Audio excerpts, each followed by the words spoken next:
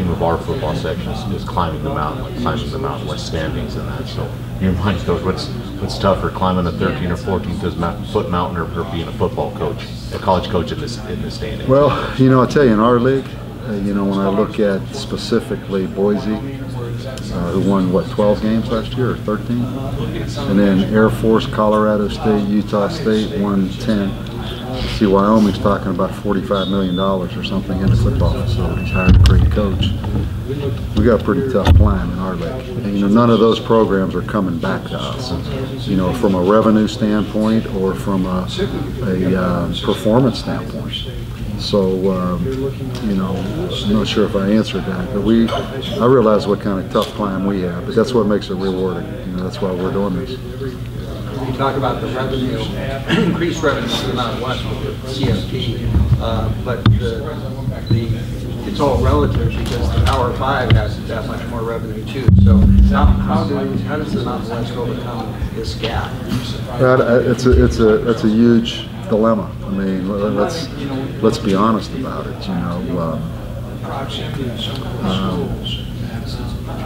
That's the issue.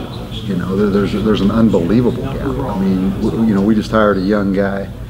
We hired one young guy from TCU and one young guy from Clemson working in our football office as kind of assistant recruiting coordinators. And you just sit down and put on paper, just for instance, the staffs, what you're dealing with, the difference, with quality control coaches making $100,000, recruiting assistants, each full-time coach having his own recruiting assistant. Just start with that. I mean, the gap is unbelievable. It really is. And, when you look at, this conference and you say, okay, well, we want to be that, or we want to join that, I think you got to say, what do you bring?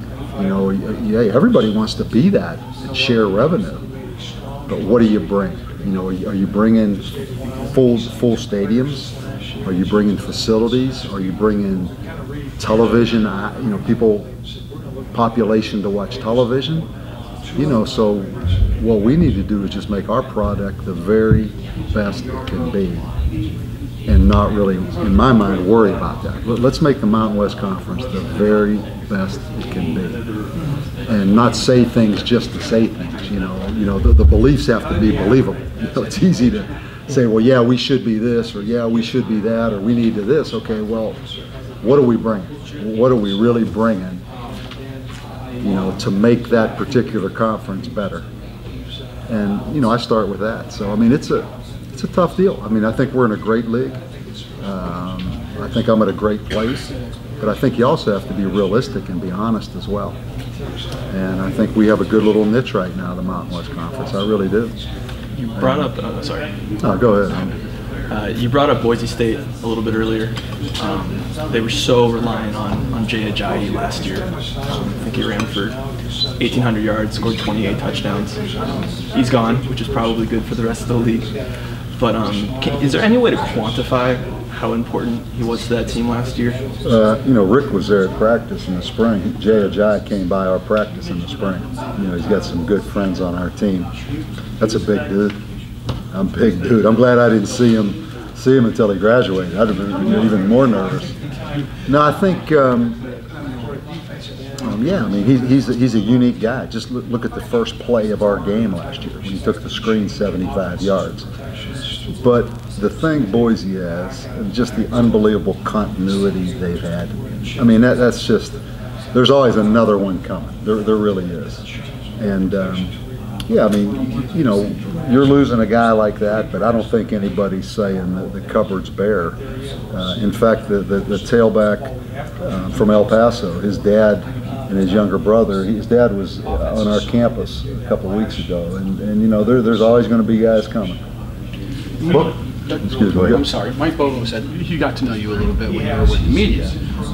What are your impressions of him as a coach? What do you think he brings to the Mountain West? He's my hero. What's he have? Like 5 children under the age of 5 or something? I forget what it was when I did the Georgia game. He had like 5 of them under the age of 5 years old. They're a little older now, but yeah. His wife is still my hero. Yeah. For that. No, he's a great guy. He really is, you know, and he's been around success. But the thing that jumps out at me is he's a nice guy. He's a nice guy, and he's very enthusiastic. And I know the players really like him. I don't know him much better than that, but I definitely got a feel for it during several Georgia games, just how people respected him and how players responded to him and the kind of guy he is. He's a good guy. And certainly that formula worked well for Colorado State before of the SEC offensive coordinator. And they had a little success with that last time. Yeah. What was the process that brought Sam Babani back to the program? Yeah, Rick, it's, you know, I released Sam last year. I think it was probably in October during this season. And, you know, I did it because I wasn't sure Sam really appreciated, like I thought Sam would appreciate, the University of New Mexico. I thought in some ways he became a little bit maybe enabled, you know, took things for granted. And I just felt like it was time for him to move on. He didn't need to be a part of our football program, particularly because I just didn't feel like he appreciated it. And he took things for granted.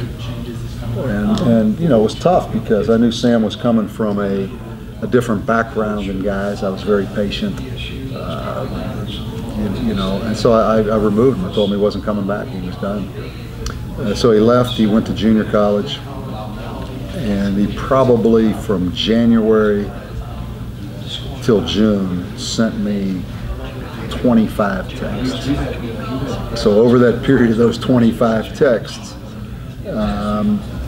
started to prove to me that he missed it, that he took for granted the opportunity he was given. And then he showed up. He showed up in June on campus, flew back on campus, and said he just wanted an opportunity. Didn't need to have a scholarship. Just wanted to prove he had changed. You know, he said some things that for a kid that's only been in this country 8 years or 10 years, who didn't speak English maybe 10 years ago. We have a kid on our team that came from Sudan. It's an unbelievable story. You know, his mom escaped Sudan. His dad's still there. He's overcome some unbelievable things. You know. Anyhow, I kicked him off the team and he brought him. I just allowed him to come back, but I let him come back in July for off-season workouts for school.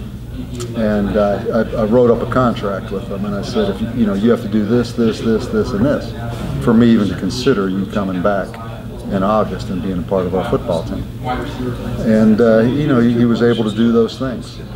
So he wasn't given anything, but he proved to me. But it's ongoing. You know, it's easy sometimes to prove it when you're not there and when you miss it. It's easy to do it for a month. It's easy to take 2 classes.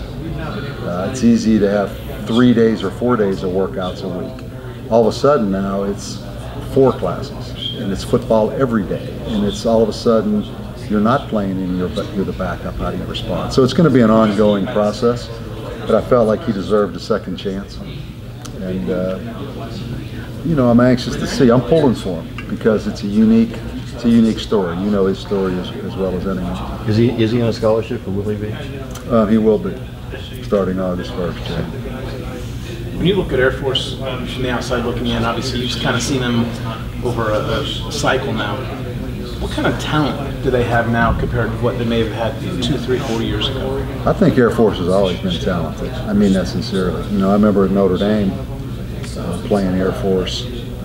They always had skill guys. I remember just compared to the other academies, Air Force always, to me, had the best skill guys. They've always, for some reason, it seems to me, just evaluating them. Yeah, I mean, they're talented enough. And I think the thing that they do the very best job of is because they've had such continuity, they're able to execute triple option football. In other words, they can go back and always be a triple option team when they have to be. But they've diversified. Like A year ago they played us, they were I formation in Albuquerque. They were really an I formation team. This year, because of the quarterback, because of that fullback emerging in the season, they were a true triple option team that ran triple option every play of the game against us this year in Colorado Springs. But they've got such a bank of things that they can execute because they've been together for so long that they can go back and forth depending on what their personnel is. But execute, and that's not easy. That's the thing. They take advantage of their personnel the very best of anybody to me. I mean, they'll have the fullback 16 times now because they got that big old kid they moved from linebacker that I think's a player. The quarterback comes back off the ACL. Well, he's a triple option quarterback. Is it Romine? A year ago, they probably threw 8 of the first 15 plays were passes against us in Albuquerque with Romine as the quarterback. So they take advantage of their talent, but they've got enough talent now. There's no doubt about that.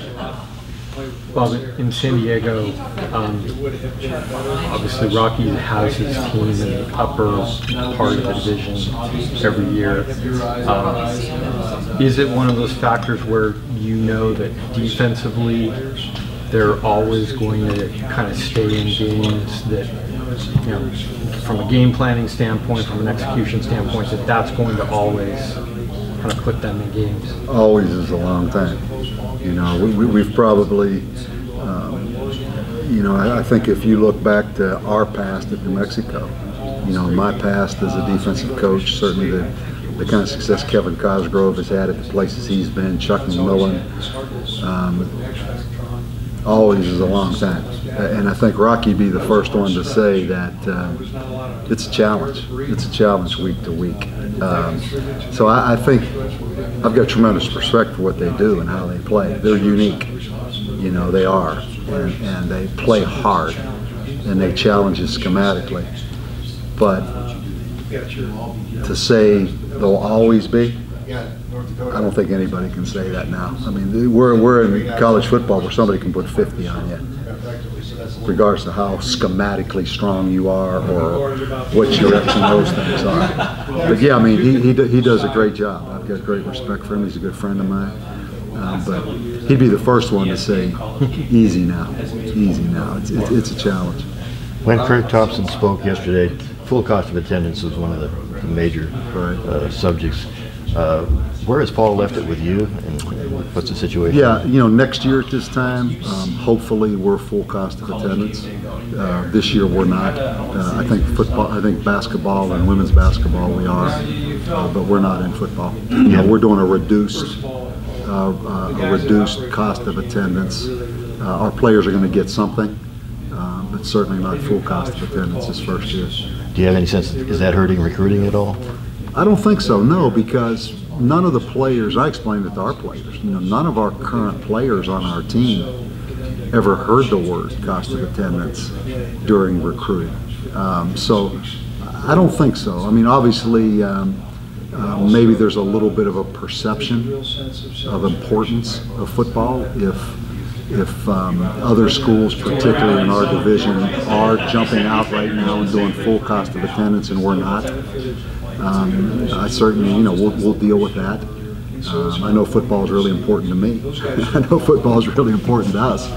I mean, maybe symbolically, we took a little hit there because we're not. I believe Boise State is this year, Wyoming is, Colorado State is, Utah State is. Air Force has their unique way of doing it. So we're the only one in the Rocky, the Mountain Division that's not. Maybe there's a little perception issue there, but from our player standpoints, they're happy to get it, and you know that's how we've presented it to them. You know, there's not a player on our team that was told they were going to get anything prior to this. Now next year as we go recruit, you know, that becomes a major issue. So you know, we're working towards hopefully a year from now being at full cost of attendance. Back to Air Force, a lot of coaches and players take issue with the style of blocking, going low, chopping, you know, that kind of stuff. Have you ever had incidents like that against Air Force and their style? I mean, I think you do against everyone. You know, we do the same thing. You know, you know, I've seen some things on tape that I've questioned. I'm sure they've seen some things on tape against us that they've questioned, but nothing out of the ordinary. You know, I mean, I can go through every game and come up with one or two questionable things that happen. I don't really think that's an issue. I really don't. You know what it is, you know, out on that perimeter, you're getting chopped where most teams aren't chopping it. It's a pain. It's hard. It's hard to deal with. That's why we do it. But you know, if there's anything that I see, I pass it on to the Mountain West Conference, and I don't see Air Force being any different than anyone else we play. I counted nine guys. I'll go back and count again. 9 fourth-year seniors that came in with you in 2012, including Reese and David Anaya, who were walk-ons at the time. Right. Not including Cole, who's probably going to redshirt. He is. Okay. Do you feel a sense of urgency from those guys to really get it done? Yeah, I do across the board with our coaches and those guys.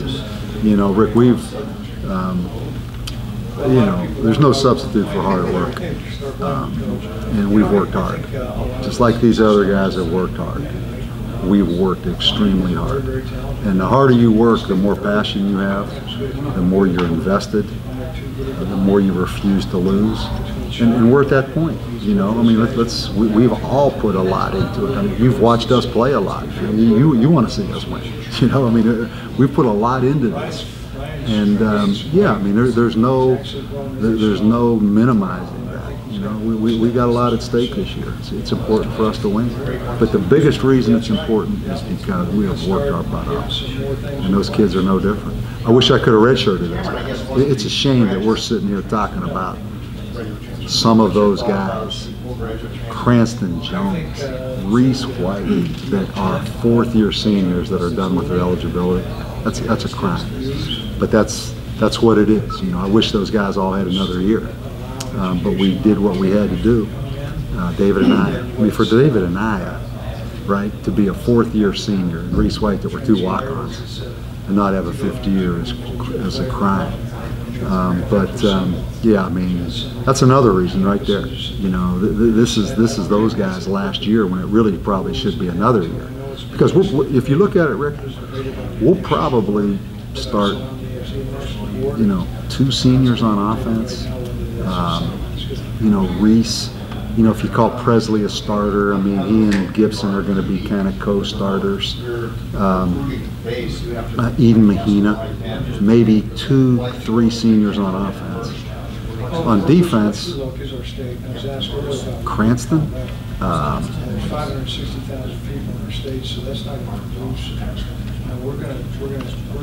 you know, may not start another senior. So we're still a football team. A year from now, we should be better, and I think we will be better. But for these guys, it's their last shot, who have put so much into building this. So yeah, I mean, you know, it's big for them. When you came in, you designed an offense that you said gave you a chance to hit. Now it's evolved a little bit. How do you see the offense evolving this year? Away from the all run. We're not going to evolve much from that. You know, it's still one thing we do have. We have some speed, and we have some running backs. We have some guys that can take it, and we've got some new guys that are in now that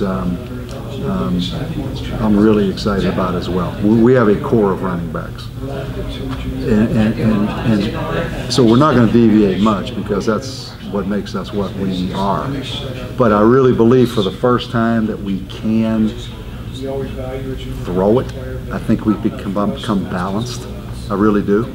And, you know, that's pretty exciting for us. I think we have a chance to throw it for the first time. And all 3 quarterbacks can throw it. You know, it's not like we kind of went into the season with Cole Gauchi as the quarterback, and we knew Cole was going to have limitations. So how much package do we have? How much time do we spend? Now we were able to invest some time in truly throwing it. I'm going to hold judgment until I see us throw it and catch it in the game.